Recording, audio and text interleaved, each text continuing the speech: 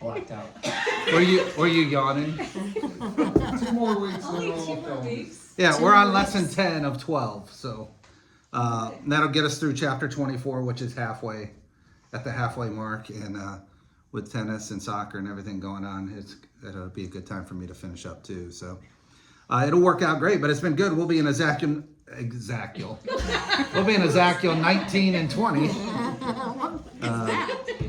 Last week we looked at the parable of 2 eagles, which represented Egypt and Babylon. I guess it wasn't last week, it was the week before. We also saw a false proverb that was going around Israel about them being punished for the sins of their ancestors. So Ezekiel gives 3 illustrations to refute that proverb and take the opportunity to teach really 2 things: individual responsibility, and God has given us all free will. So we don't have to do the same things that our fathers or grandfathers did. We have been given the ability to make our own choices in life.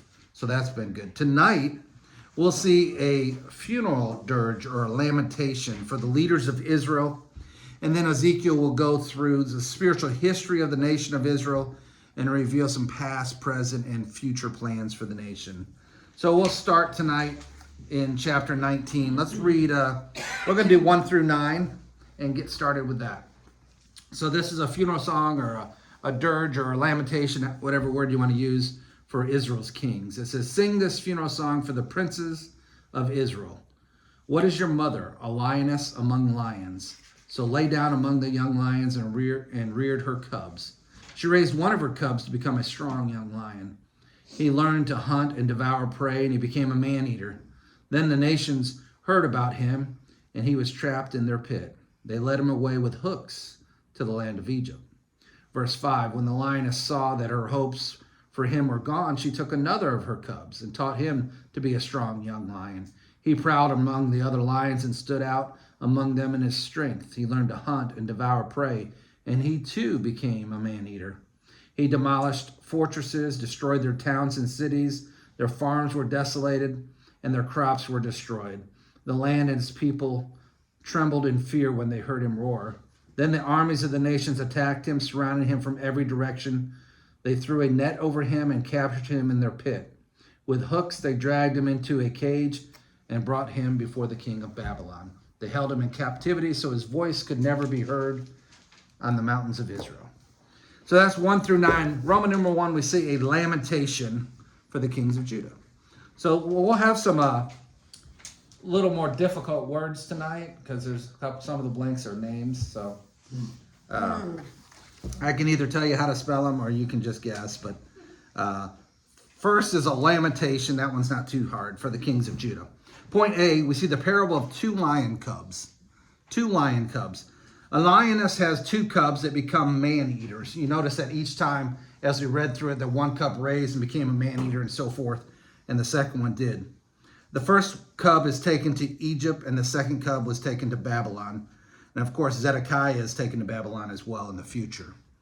The last 4 kings of Judah, and this would be helpful if you're in 2 Kings as well, 2 Kings 24, 25, right through there. It talks about the last 4 kings of Judah that were all, remember, Judah only had one dynasty. It was the Davidic dynasty.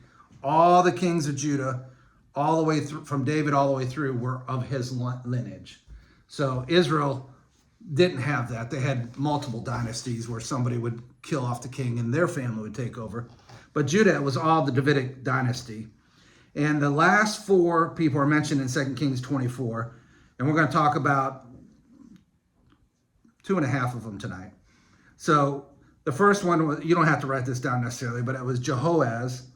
And then after him was his half-brother Jehoiakim. And then Jehoiakim's son was Jehoiakim. Not Kim, but Chin, if you will.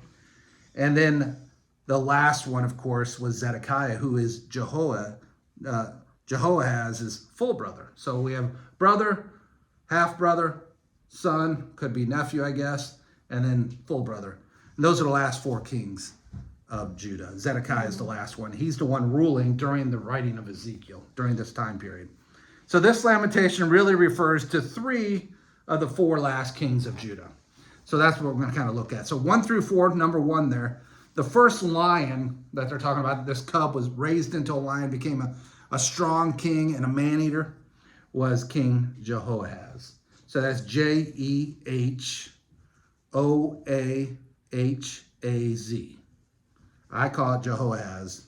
It might be a different in your brain. If it is, just make that correction. But Ezekiel starts off with the lament was for the princes of Israel. Princes was the title Ezekiel gave the kings residing in Jerusalem. At the time of, like I said, at the time of the writing, Zedekiah was the king. The date was 592 BC. This is 5 years before the fall of Jerusalem. So Zedekiah was king. We know that he's going to be captured by Babylon as well, 5 years from the writing of this. Then Ezekiel was taking up a funeral dirge, even though the city's death was still in the future. Jerusalem's fall was so certain that Ezekiel considered it inevitable. So he's writing a funeral dirge for the leaders of Israel, including the current leader. So part of this dirge traces the fate of Jehoahaz. And then Jehoiakim was his half-brother. And two of the three kings that preceded the current one, Zedekiah. So this was not over this dirge or this funeral. It'd be kind of like, a funeral dirge back then would be kind of like, a eulogy now. You know, they're going to try to say some nice things about this person. Even if they weren't a nice person, they're going to find some nice things to say. But this one's a little bit different than that. It's not for one person, it's for multiple leaders of Israel. So in Ezekiel's lament, he recalled with fondness that the lioness produced these lions. Now, I guess we should talk about it calls her, what is your mother? Now, they're not talking about a person. They're actually talking about the nation of Israel. That's the mother here. This mother, or Judah, developed these kings, and these kings became very strong, and they were very powerful, and that's kind of what they're talking about. So the lioness, or the mother in this chapter, is the nation of Israel. She was the one who set up her kings, but saw them destroyed, and she was the one that would be taken into captivity later. So in verses 3 and 4, the lioness Israel brought up one of her cubs, and he became a strong lion, or a strong king. And Jehoahaz, who came to the throne after Josiah's untimely death, after a reign of only 3 months. So that's a lot of talk. You'll probably never hear anything about Jehoahaz again. He was king for 3 months. And then he was overthrown by Pharaoh Necho II out of Egypt. They actually, maybe you remember this story, they actually put a hook through his nose like you would a bull on a rope and led him out of Israel that way. They led him out of that into Egypt, and he was imprisoned in Egypt, and he died in captivity. So that was Jehoahaz. That was the first lion that raised up that first big kingdom that Ezekiel's talking about. And then Jehoiakim, he was the next king after that, but he died in Jerusalem, so he really wasn't included in this lament at all. He wasn't taken captive. He wasn't led away anywhere. He ruled in Jerusalem and died in Jerusalem. So he's off the hook for this funeral dirge. But Ezekiel emphasized that Zedekiah would be taken into captivity. So he mentioned only those kings who suffered a similar fate. So that kind of leads us a little bit. 3 of the 4 are going to be taken into captivity. So they're kind of included in this thing here. So that was the first lion, was Jehoahaz. And the second one, I don't know what your study Bibles and the things you've studied, it could be one or the other of the other ones left. It was probably Jehoiachin. So that's Jehoi and then Chin. Or he could be speaking into the future for Zedekiah. Jehoiachin would have been the past one. So number 2, the second lion, was king, probably Jehoiachin, or it could have been Zedekiah. So we'll talk a little bit about both of them, but verses 5 through 9 really refer to Jehoiachin. He was another Israel's cub who became a strong lion, and he had a short reign as well before he was overthrown by a guy named Nebuchadnezzar. We've heard of Nebuchadnezzar. and he would be taken into captivities and thrown into a cage and taken away to Babylon. So that's kind of what happens to him. But in his reign, he wreaked a lot of havoc. It talks about breaking down their strongholds and their towns. The land of Israel and all who were in it were terrified by his roaring. The terror was removed only when he was dethroned and deported by Nebuchadnezzar. You're talking about Jehoiachin? Yeah. Okay. So he had a short reign as well. So he could be talking, that second line really could be him and probably was him, but Zedekiah was taken away to Babylon as well. So now Jehoiachin didn't die in captivity. He stayed in prison until Nebuchadnezzar's son took over as king, and then he released him, but he did die in Babylon.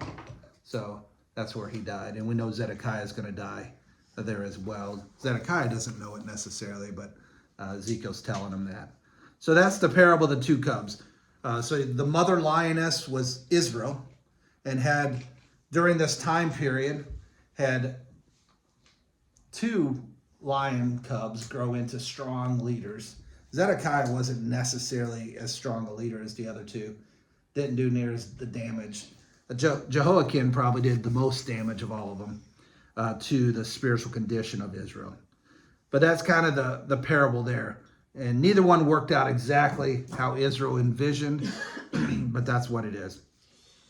And then verses 10 through 14, which is the rest of the chapter. So chapter 19 is real short, chapter 20 is real long, but it's the parable of the vine. So point B is the parable of the vine. So in verse 10, it says, your mother, which is Israel, was like a vine planted by the water's edge. It had lush green foliage because of the abundant water. Its branches became strong enough to be a ruler's scepter. It grew very tall, towering above all others. It stood out because of its height and its many lush branches. But the vine was uprooted in fury and thrown down to the ground.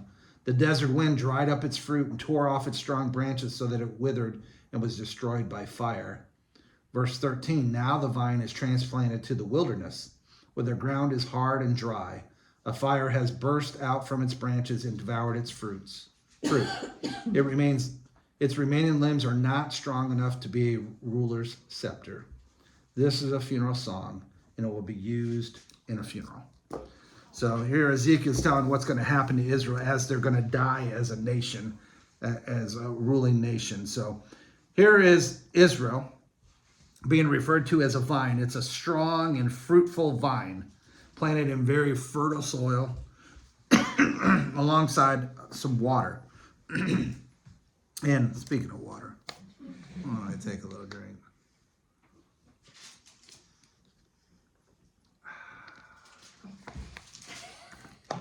Okay. But then it is suddenly uprooted and replanted into a barren desert where it begins to wither away. So verses 10 and 11, number 1 there, Israel was once a strong nation. Israel was once a strong nation. The mother, Israel, was like a vine. Since vines were common in Israel, the writers of Scripture throughout the Old Testament often referred to Israel, and even into the New Testament, and referred to Israel and others as vines. Israel in her past glory, figuratively speaking, was fruitful and full of branches. It said, it was, verse 11, verse 10 says, it was very tall. It grew tall, towering above all the others. It stood out because of its height. It was very prosperous under the blessings of God, and it produced many rulers. Its branches were strong. It was fit for ruler's scepter. The exact identification of the rulers intended by Ezekiel's metaphor is unknown. He was probably pointing to not necessarily to specific leaders in Israel, but to Israel's past was glorious, and it included many mighty leaders, all the way from David to Solomon and all the way down the line. But verses 12 through 14, which is number 2, Israel is not strong enough to rule now. Israel is not strong enough to rule now. So the vine's past glory contrasted sharply with its condition during Ezekiel's day. So when he's writing this, when Ezekiel's living, Israel the vine was uprooted in fury and thrown to the ground, and it shriveled up and its branches were burned. Now, Ezekiel doesn't explain the cause for this judgment, but in chapters 16 and 17, we had already stated why Israel went from blessing to disaster. The vine forgot that God was her source of blessing. Therefore, God uprooted the nation and deported her from the land. So, we're going to look through another history. Ultimately, Israel fell to Babylon. Ezekiel's statement says, now it is planted in the desert in a dry and thirsty land, probably refers to Babylon's destruction of Israel and to the Babylonian captivity which the nation would soon face. The strong and flourishing vine of the nation would be uprooted from her homeland and cast down in foreign soil. So this is obviously metaphorically speaking, but what's going to happen in the nation of Israel. This once strong and proud nation, the nation that others feared because of the God that they were his people. They rejected God, and God uprooted them and put them on foreign soil. So what basically is going to happen, Zedekiah is really the leader right now. And after Zedekiah is overthrown by Babylon, there would be no king in Judah that would replace him. It says the branches are too weak. They're not strong enough to have anybody rule now. Zedekiah is the last king of Judah. There is one more king that's going to come in the future, and that's Christ Jesus when he returns and establishes his everlasting kingdom. It's interesting, they're talking about Judah. They're using metaphors like lions. What's Christ? The king of the Lion of Judah. Lions were very common when referring to Judah. So there is no king until Jesus returns to establish his kingdom at his return, at the millennial reign. He will be the king, and he is of the line of David, so that line's still unbroken. But you look now, there's no king in Israel right now, and there hasn't been since Zedekiah in the 597 BC. So that's kind of chapter 19. He's kind of saying, your destruction, your death is coming. I'm writing your eulogy now. I'm writing your funeral dirge now. And this is what it looks like concerning its leaders. They all led them away from God, and then they were all led into captivity as a result. And then Israel, which was a strong and fertile nation with lots of fruit and produced a lot of great leaders, because they turned from God, they were uprooted. That means God's blessing on them was taken away from them, and they began to live with the consequences of their own actions, and the fruit dried up and the branches withered, and there's no king after Zedekiah.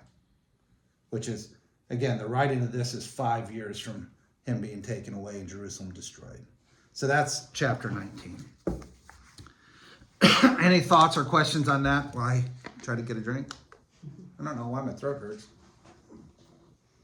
You swallowed a bug riding your bike today. It's probably because Kim's tired. It's throwing me off. All right, Roman numeral 2.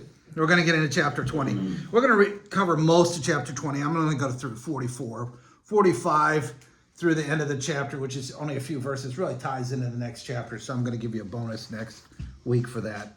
Roman numeral number 2, God's dealings with Israel. God's dealings with Israel. The history of Judah's corruption and ultimate destruction is captured really in all these chapters we're going to cover over the next few weeks. Chapters 20 through 24, which we're going to cover one tonight, and then we'll cover 20 tonight, 21 and 22 next week, and then we'll get into 23 and 24 after that. Remember chapter 16 gave the history of Israel from the time that it was rejected as a people. God saw them, he brought them in, he cleaned them up, he helped them raise, he entered into a covenant relationship with them, and we see the history of Israel in chapter 16. Chapter 20 is similar to that. It's going to talk more about the spiritual condition, the spiritual relationship. It'll have a little more direct presentation, but that we'll look at that tonight. Chapter 21 contains a series of 4 messages on the sword that would smite Jerusalem. So that should be pretty encouraging to the people of Jerusalem. Here's 4 messages how they're going to be destroyed. Chapter 22 has 3 additional prophecies of judgment on Jerusalem, and the entire section closes in 24 with 2 prophecies about the city's fall.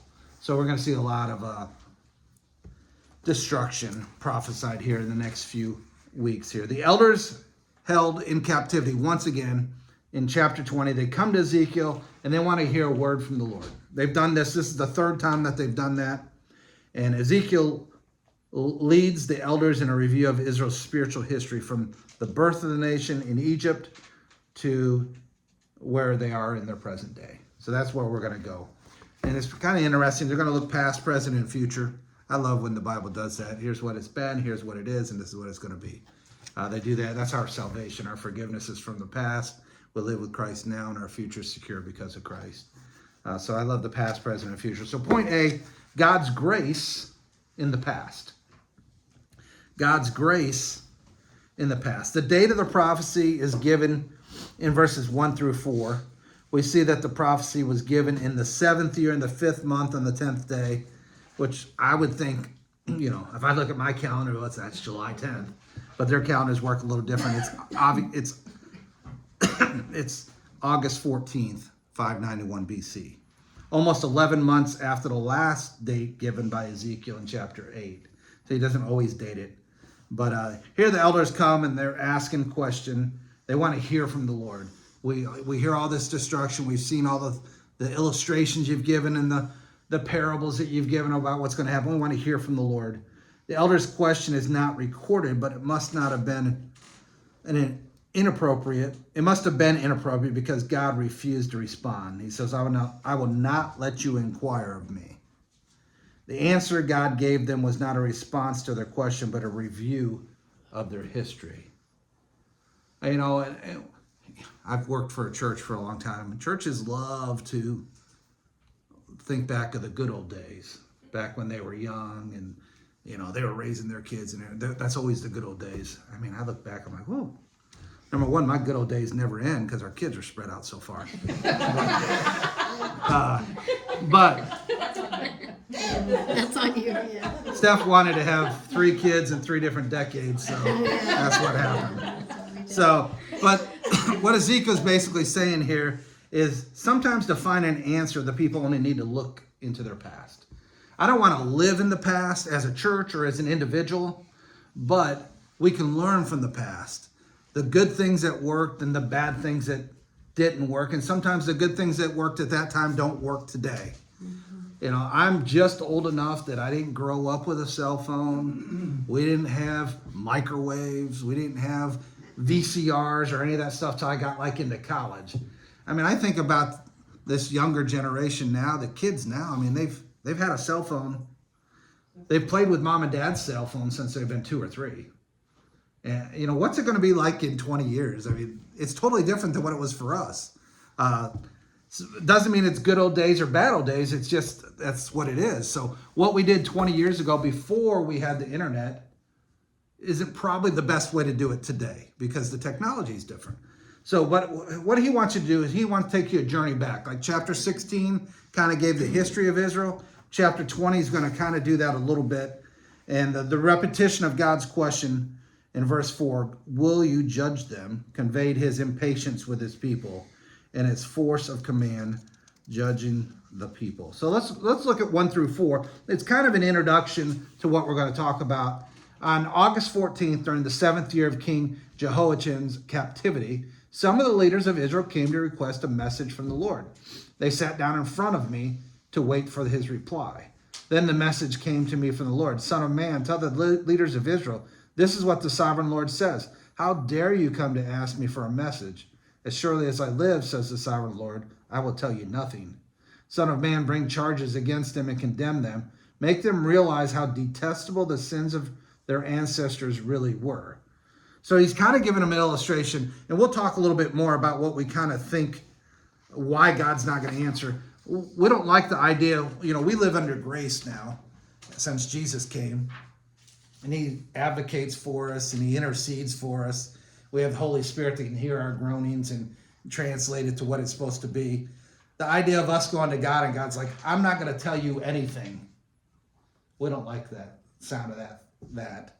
But what he's saying to this nation of Israel, your spiritual condition, all through your history of how you turned from me and turned to idols, and now how you're still worshiping idols. How dare you come and talk to me when you're trying to worship me and other things at the same time? So we'll get into that a little bit more as we get going. But the first thing he wants to look at history-wise is when Israel is in Egypt. So number one there, Israel in Egypt. Verses 5 through 9. He says, give them this message from the sovereign Lord. When I chose Israel, when I revealed myself to the descendants of Jacob in Egypt, I took a solemn oath that I, the Lord, would be their God. I took a solemn oath that day that I would bring them out of Egypt into a land I had discovered and explored for them, a good land, a land flowing with milk and honey, the best of all lands anywhere. Then I said to them, each of you, get rid of the vile images you are so obsessed with. Do not defile yourselves with the idols of Egypt, for I am the Lord your God. But they rebelled against me and would not listen. They did not get rid of the vile images they were obsessed with or forsake the idols of Egypt. Then I threatened to pour out my fury on them to satisfy my anger while they were still in Egypt, but I didn't do it. And he tells us why. He says, for I acted to protect the honor of my name. I would not allow shame to be brought to my name among the surrounding nations who saw me reveal myself by bringing the Israelites out of Egypt. So here he's talking about, first thing he goes all the way back to Moses. Israel in Egypt. When God sovereignly selected Israel to be his people, he bound himself to them as their God and their protector. And the first evidence that he gives of his faithfulness was how he revealed himself to them in Egypt. And that first incident was at the burning bush, when Moses met God and he appointed him the people's deliverer. Now we know, I think we went through the life of Moses years ago, and there's some comparison to Jesus. I mean, he was their deliverer, Jesus is our deliverer, and those sort of things. He wasn't Jesus by any stretch of the imagination. He wasn't perfect, but the question that really kind of comes to mind is, why did God trace his selection of Israel only to the time of Moses? Was Ezekiel contradicting Genesis, which clearly indicates that God selected Israel when he made his covenant with Abraham, all the way back in Genesis 12 and then 15 and 17? The answer is no. Okay, let's move. No. Ezekiel was speaking of God's selection of Israel as a nation. When God spoke to Abraham and he made that covenant with Abraham, I'm going to make you a great nation, he had no heirs at that time. It wasn't a nation with Abraham. Abraham was the first Jew, and a nation began with him. And then from that grew this nation. Now we get to the time of Moses, and this nation has grown from Abraham, who was one person, and Sarah, his wife, two people. And then they finally had Isaac after they helped out God with Ishmael, and then they were thrown away, and now that we have problems in the Middle East still. But now it's a nation. So he refers back to Moses. This is the nation of Israel. Some 1.5 to 2 million people that were led out of Egypt. God also promised deliverance from bondage and provision for blessing. He assured Israel he would take her out of Egypt into a land that was flowing with milk and honey, the most beautiful of all the lands. And as in his grace, God asked one thing. I want you to put away the images that you're worshiping. I want you to put away the false gods and those idols. The book of Exodus did not detail Israel's religious life before the Exodus, but Ezekiel implied that it was a time of great apostasy. They were worshiping the gods of Egypt. They were in Egypt a long time. They began to worship the gods of Egypt. We pray to God. God didn't deliver us. Let's pray to the sun god. Maybe he'll help us. Let's pray to the god of fertility. Maybe they'll help us. Let's pray. That's kind of what happened. And this is it's a hard verse, and I think about my own life a little bit. See if I can find it again.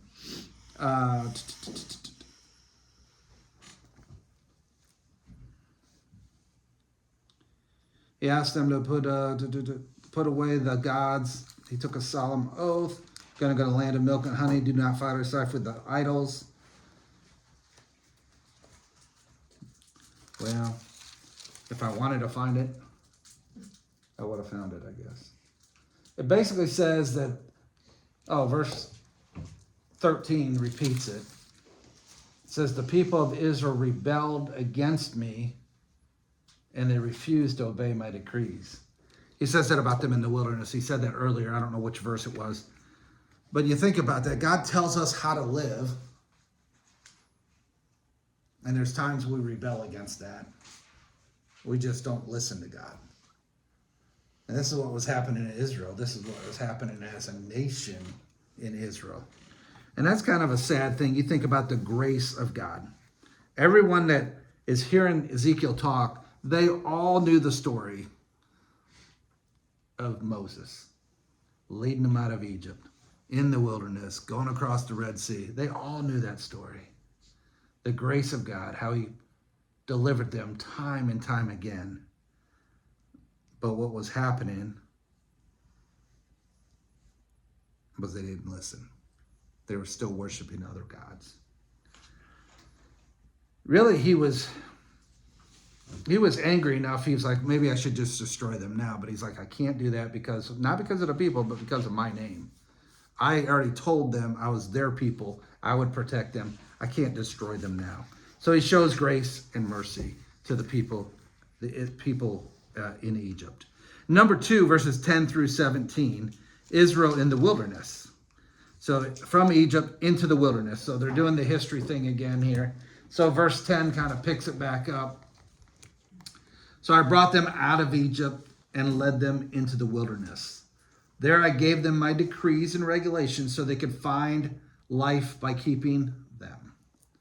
And I gave them my Sabbath days of rest as a sign between them and me. It was to remind them that I am the Lord who has set them apart to be holy.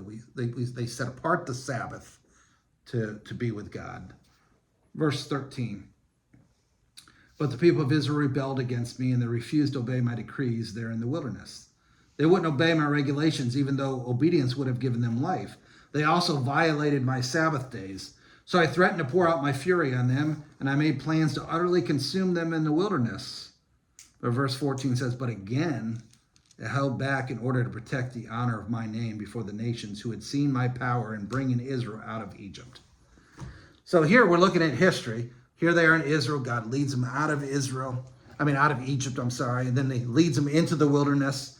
And they begin to, in this discussion here, he begins to discuss God's relationship to the first generation of the Israelites. And you're going to get to the second generation eventually. The wilderness experience began with another outpouring of God's grace by which he led them out of Egypt into the desert. And again, like I already said, those listening would have known the story about the Red Sea, when God parted the waters and all of Israel came through. Pharaoh's army, the enemy. You know, God doesn't always destroy our enemies. I was just talking to somebody this week, and they're like, this must be my thorn in the flesh, because I've asked God to take it away, and he can't. And there's this illness that just keeps coming up, and God destroyed their enemy. Egypt comes after them. So they get all the way through the waters. They wait until all the armies of Pharaoh are in there, and then God collapses and kills them all. It wouldn't be great if God just killed our enemies. I think of that as a pastor. Oh, you're back talking to me. You're done, right? When I don't think this way anymore, but years ago, and some of you might be able to relate. You get a driver, they're just idiots. Why are you even on the road? The speed limit is 60, you're going 45. Just get off the road. And I'm like, I want a button where I don't want to kill them, just flatten a tire or something. We was talking on the way to Florida, like Mario Kart. If you had bananas or Yes. something, you could throw them to get them out of the way. I don't do that anymore because I'm much more mature, but yeah, you understand. But God did not rescue Israel only to abandon her in the heat of the desert. He saved her from Egypt so that he could set her apart to himself as a special nation. The book of Exodus and Leviticus contains God's laws and statutes for his chosen people. I know those are probably a couple of your favorite books of the Bible. Exodus isn't too bad. You get into Leviticus and Numbers. Those are fun. And there's a little tougher, but there's a lot of laws that were given, and these people would have went over those laws over and over again. I couldn't help as I was going through. You think about Moses, you think about the 10 Commandments, you think about those are the basis for all the laws and regulations. He singles out one of the laws. He singles out the Sabbath day. I don't know if you picked up on that as I was reading through it. He refers to the Sabbath as a visible manifestation of the Mosaic covenant. It was a sign to the Israelites that they were God's special people and were obligated to keep his law. And instead of responding in obedience to God's gracious provision, the nation disobeyed and rebelled against his rule. And they kept on in their idolatry, and they didn't respect the Sabbath. God's response was the same as it was in Egypt. The people deserved to die, but for the sake of his name, he spared them. There was a temporal judgment, though. All those in that first generation, what happened? They all died in the wilderness. None of them were able to enter the promised land. So they deserved to die. But because of God's character and because of his name and the holiness of who he is, and he's a covenant, he's faithful to his covenant. He's a promise keeper. He didn't kill them all. But the punishment for that first generation that were leading the Israelites at that time is none of them would enter the promised land. Number 3 there, we see another piece of history here. He talks to the second generation. I thought this was super cool. He talks to the first generation, their leadership and how they handled things. They didn't obey. They were still in idolatry. They still weren't keeping the Sabbath. They were still not listening to God. So he talks about the second generation, the ones that saw what their parents did, and now they're in the leadership roles. We see that in verse 18 through 26. So verse 18 says, "Then I warned their children," that's the second generation, "not to follow in their parents' footsteps, defiling themselves with their idols. I am the Lord your God," I told them. "Follow my decrees, pay attention to my regulations." Verse 20, "And keep my Sabbath days holy, for they are a sign to remind you that I am the Lord your God." Verse 21, we see their response in history here. "But their children too rebelled against me. They refused to keep my decrees and follow my regulations, even though obedience would have given them life. They also violated my Sabbath days. So again, I threatened to pour out my fury on them in the wilderness. Nevertheless, I withdrew my judgment against them to protect the honor of my name before the nations that had seen my power in bringing them out of Egypt. But I took a solemn oath against them in the wilderness. I swore I would scatter them among the nations because they did not obey my regulations. They scorned my decrees by violating my Sabbath days and longing for the idols of their ancestors. I gave them over to worthless decrees and regulations that would not lead to life. I let them pollute themselves with the very gifts I had given them. I allowed them to give their firstborn children as offerings to their gods, so I might devastate them and remind them that I alone am the Lord."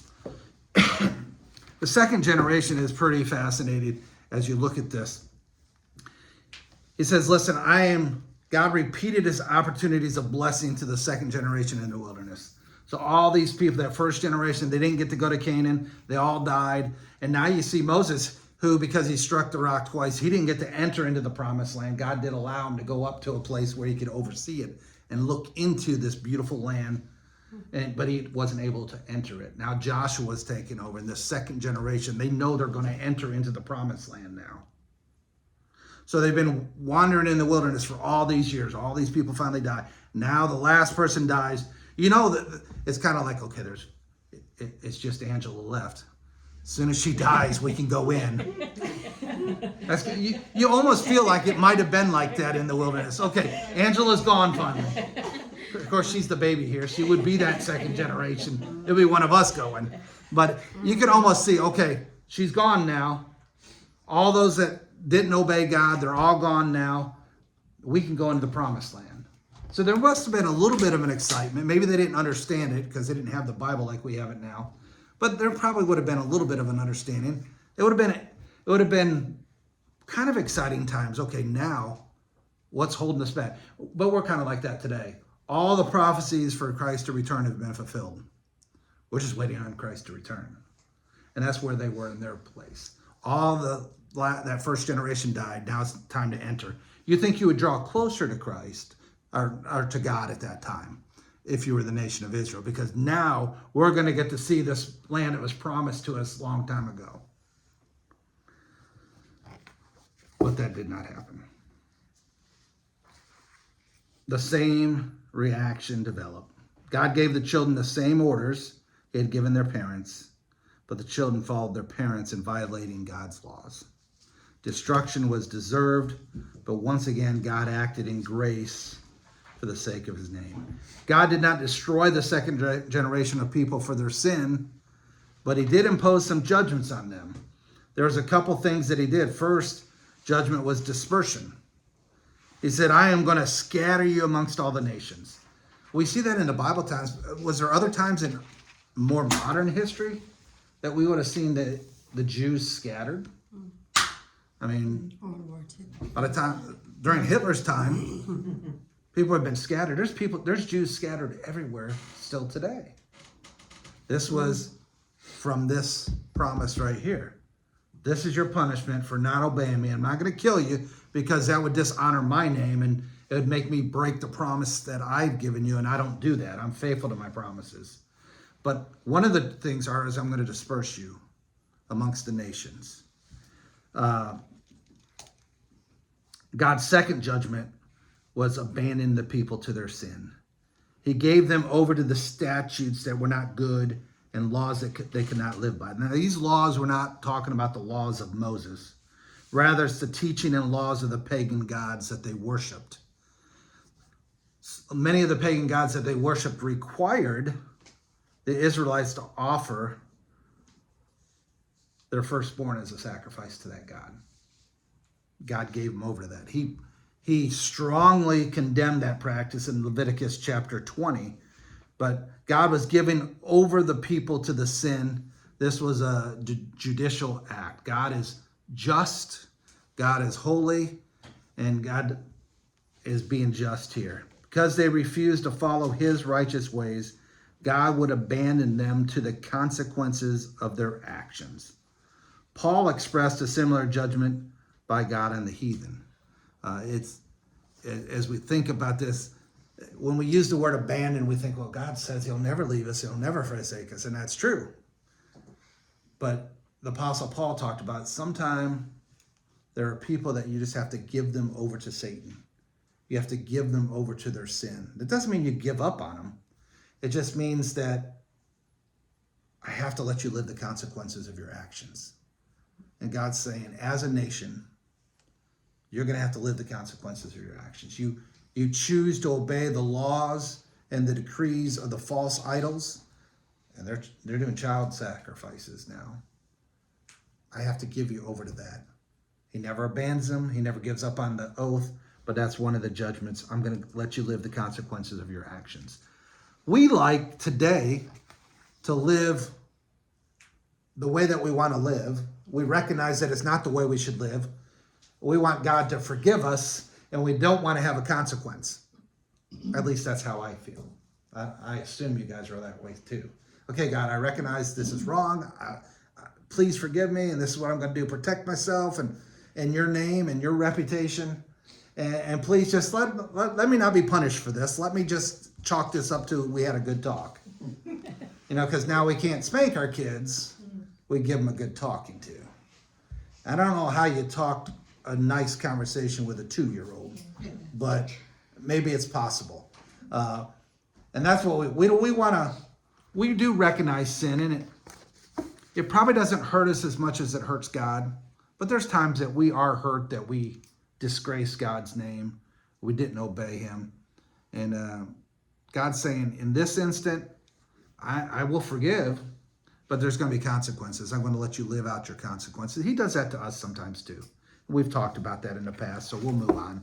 So it was Israel's time in Egypt in the wilderness. Then he speaks to the second generation. They did get to go into the promised land, and that leads us to number 4, Israel in Canaan. Israel in Canaan. That's the promised land, verses 27 through 29, a little shorter passage. It says, therefore, son of man, give the people of Israel this message from the sovereign Lord. Your ancestors continued to blaspheme and betray me. For when I brought them into the land I had promised them, they offered sacrifices on every high hill and under every green tree they saw. They roused my fury as they offered up sacrifices to their gods, little g. They brought their perfumes and incense and poured out their liquid offerings to them. Verse 29, I said to them, what is this high place where you are going? This kind of pagan shrine has been called Bama. That sounded like Obama. I'm sorry. Maybe it's Bama. High places ever since. That's a Freudian slip. Israel in Canaan. So Israel's new location is in the land of promise. The land that flowed with milk and honey. They said the grapes were huge and just a bountiful place. This was promised to Israel. But they did not change their sinful actions. In the land, the people offered their sacrifices to idols on high hills, under leafy trees, using the promised land as a setting for their idolatry. I mean, you just think about that for a moment. This is the land. I mean, they were in the wilderness, what, 40 years in the wilderness? And centuries in Egypt? I'm going to lead you to this land of promise. Well, let's send 12 spies over first. I know God said we can get it. God already gave it to us, but let's send 12 human people to make sure that God made the right decision. Well, 10 were bad and 2 were good, right? The old song from Sunday school. Caleb and Joseph. Sing it for us. Caleb and Joseph are the good ones. So 10 were bad and 2 were good. Caleb and Joseph? Caleb and Joshua. Hey, who's teaching this? I don't know. Joseph is the Greek name for, no, it's Caleb and Joshua. Caleb and Joshua. And they were the only 2 from that first generation that got to go in. But anyway, so they're finally in this land that God has promised. It's kind of like you tell your kids, we're going to go to Disney. Now, you don't say, hey, 18 months from now, we're going to go to Disney. Right? Because they'll drive you crazy. But this is how it was in the wilderness. We're going to get to this promised land. We've already been promised. Well, now it's 40 years. They're finally there, and they use the land basically to thank and worship the false idols once they get there.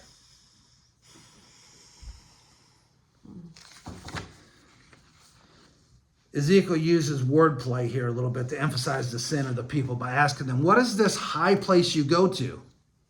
The similarity of these words underscore the point that Israel had turned to idol worship.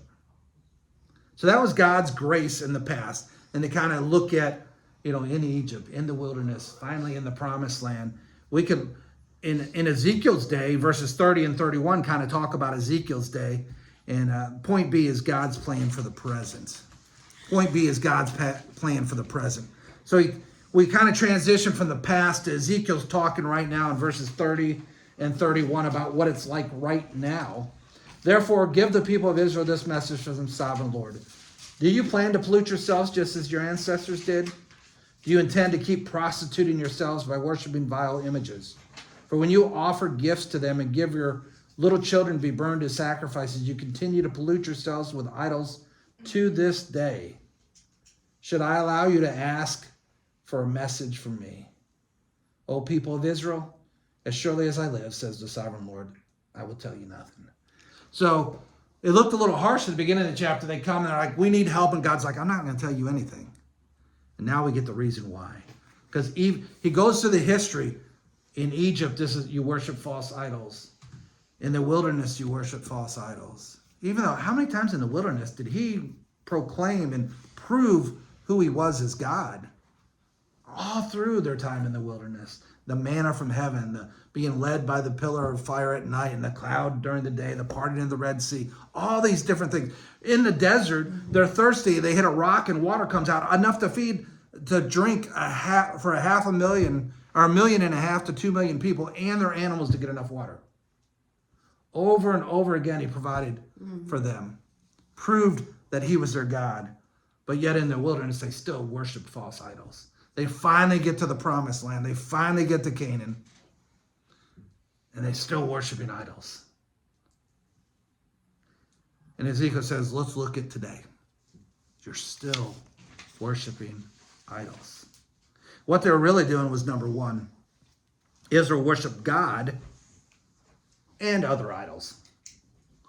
Israel worshiped God and other idols. The people they wanted to worship God, but they also wanted to be like their neighbors, their idolatrous neighbors. But God would not let the people become totally divorced from him. What you have in mind will never happen. He would remain their God, ruling over them with a mighty hand and an outstretched arm and an outpoured wrath that we'll look at here in just a moment. So, man, there's no denying that God was God. Well, we want to worship you. But if you don't answer me quick enough, I may pray to another God. I may make a sacrifice to another God. And what was happening in those times, well, it doesn't hurt to talk to as many gods as I can. Maybe one of them would answer me. And God's like, I am the only God. I've proven that over and over again, but yet you still don't listen.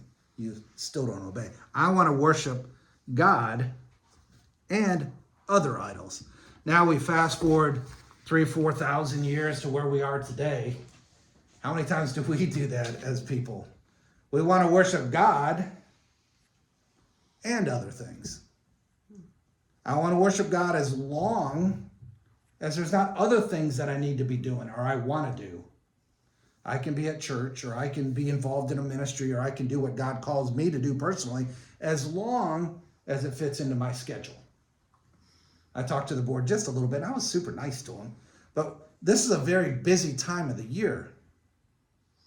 God has called us to do something as a board. God has called you to do something as a participant of this church, in this community, at your workplace, in where you go to play, where you go to relax. We can't be so busy that we don't enjoy the pleasures of serving God. But that's what happens to us as Christians many times. I'll be there as long as there's not another offer that sounds a little more fun.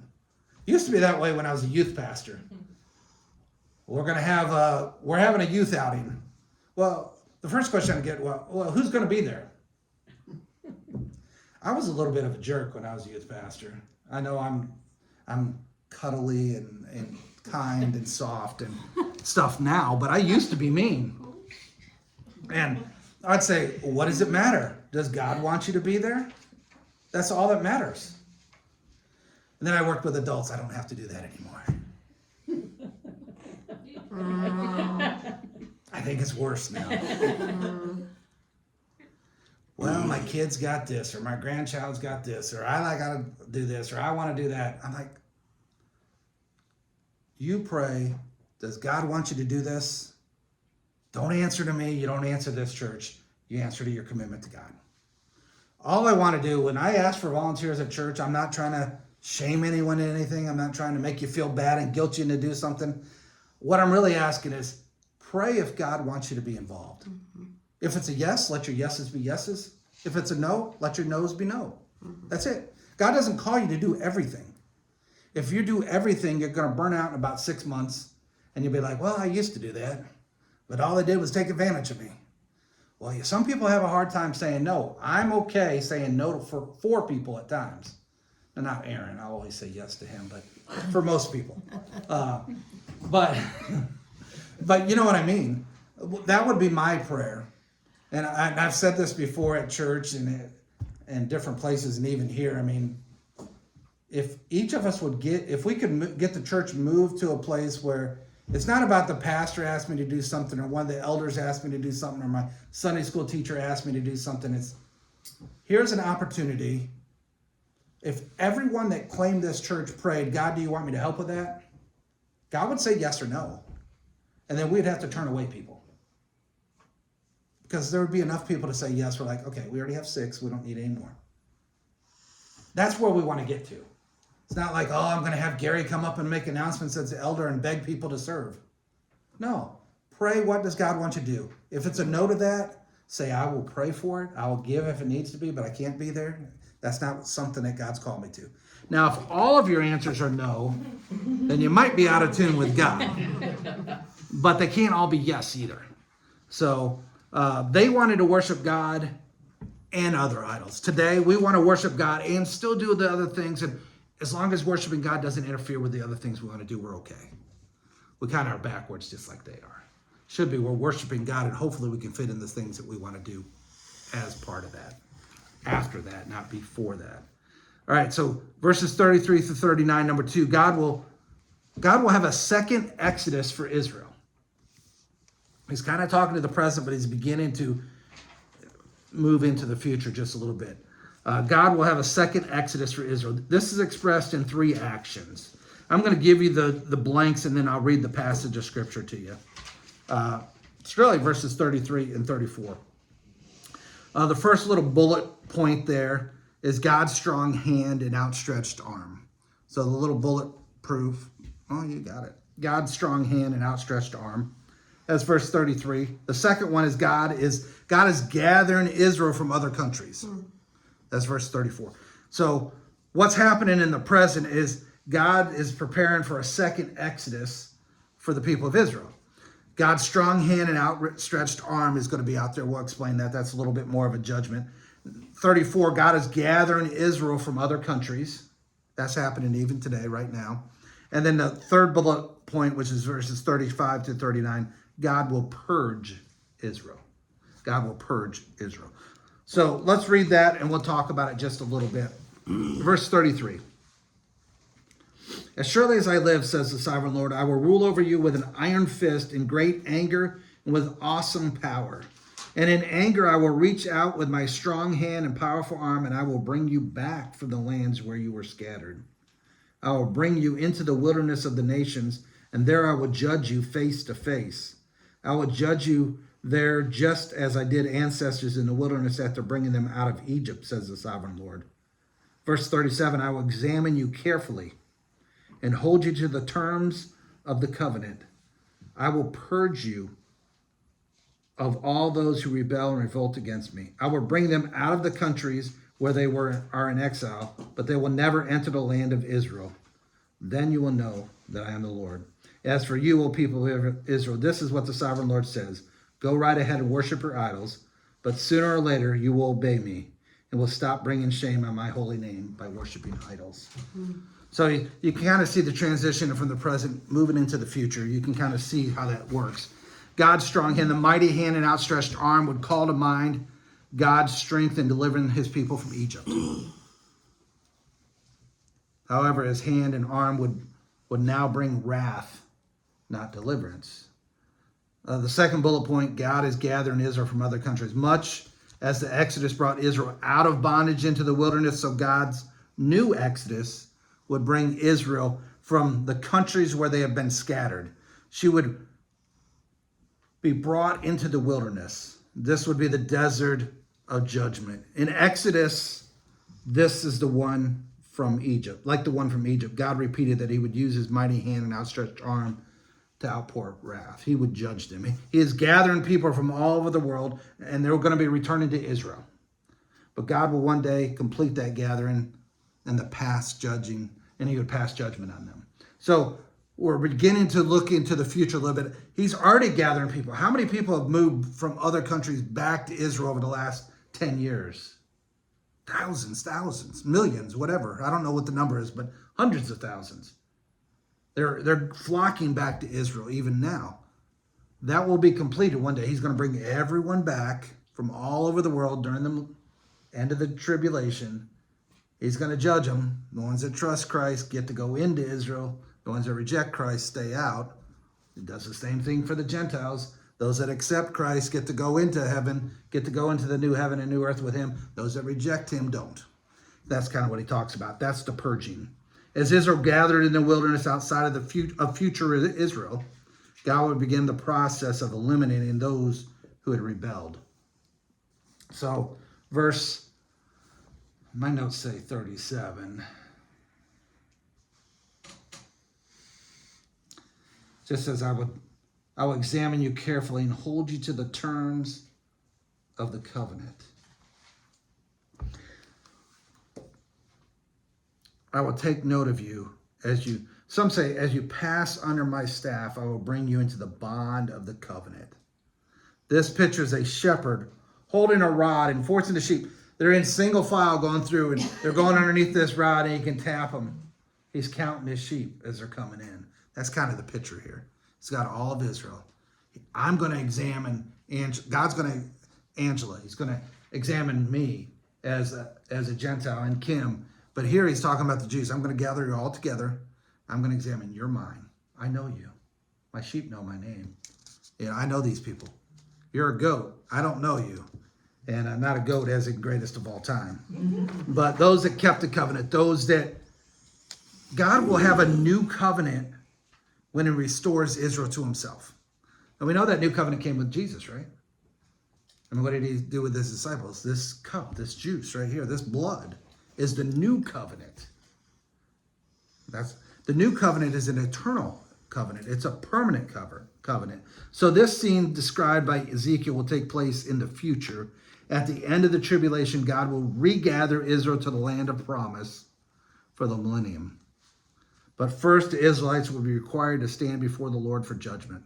Those who have placed their trust in him will be allowed to enter the land and participate in his kingdom. Those who rebel and have not accepted, they'll be banished to everlasting punishment.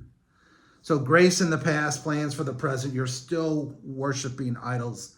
You're still trying to worship me and other gods at the same time. God's plan for the future. We've already kind of started getting into the future plans, but we're going to finish up the C with God's plan for the future. God's plan for the future. Number one, God's restoration of Israel. Verses 40 and 41. Number one there, God's restoration of Israel. Verse 40 says, "For on my holy mountain, the great mountain of Israel, says the sovereign Lord, the people of Israel will someday worship me, and I will accept them. There I will require you that you bring me all your offerings and choice gifts and sacrifices. When I bring you home from exile, you will be like a pleasing sacrifice to me, and I will display my holiness, through you, as all the nations watch." Think about this. God chose Israel. He chose them to be an example to all the other nations of what it was like to worship God. They failed. So he began to include the Gentiles. Jesus Christ came. The church didn't replace Israel, but the church is the vehicle now that is to show the world, those that are without Christ, those that are living for just themselves, the lost is what we'd call them. The church is to show them to be the beacon of light to the world of darkness. But one day, Israel will be restored. He'll gather them all together. Because at the millennial reign, everyone comes back to God. All of Israel comes back to God. They all worship him. Well, he's going to judge them and separate them out and send them where they're supposed to be. But then you'll see God's restoration. And then he could convey his holiness to them then. God's ideal for Israel will finally be realized in the millennial kingdom. He's saying, listen, in the millennial reign, all worship will be coming from Israel. Everybody from all over the world will come to Israel to worship the one true God. They will finally be what God wanted them to be, his special people, his special nation. And all the world would be drawn to God, drawn to Christ because of Israel. That could never happen until he eliminated sin, eliminated those that didn't believe. And now we're all in holiness in the millennial reign. That's what he's talking about. Now I can show my holiness, what that really looks like to you. And he speaks, when he speaks about being holy, he speaks about the act of being set apart. That's the opposite of being profaned. How many times did they profane the name of God? They debased him with their worship, their sin, their idolatry. But in the future, Israel God will set them apart as a nation that will realize God's holiness, which leads them to number two, on your outline, a new realization of God.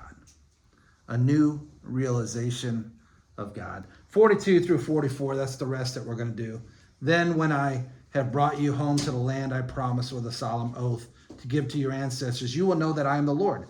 You will look back on the ways you defiled me, and you'll hate yourselves because of the evil you've done. You will know that I am the Lord, O people of Israel, when I have honored my name by treating you mercifully in spite of your wickedness. I, the sovereign Lord, have spoken. A new realization of God. God's restoration of Israel will produce several changes. First, they'll have a new realization of who God is. It stresses God's self-existence and his covenant-keeping faithfulness. Israel will come to an understanding that the true meaning of God's name and his character when he brings them back, gathers them, enters into the millennial reign. This promise does not depend on their faithfulness, because they were very unfaithful, extremely unfaithful. We've already went through that history. This promise made by God depends on his faithfulness. We're thankful for that even today. Number 3, the last one there. Israel repents and reconciliation takes place. So the first result there of this restoration of God in the millennial reign is they'll realize who God really is, the holiness of God. And they'll be so ashamed of what they've done, it'll lead to a repentance, and reconciliation can take place.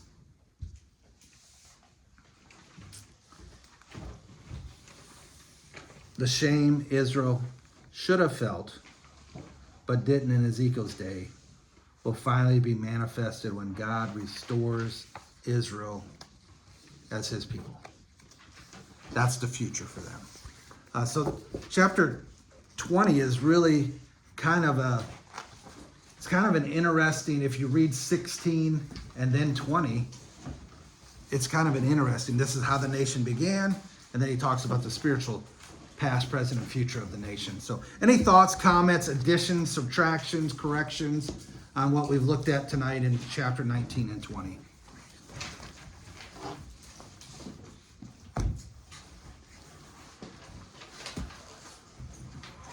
All right. Our time is gone, so we will pray and get out of here. If you have prayer requests, just give them to God as we pray. And thank you for being here tonight.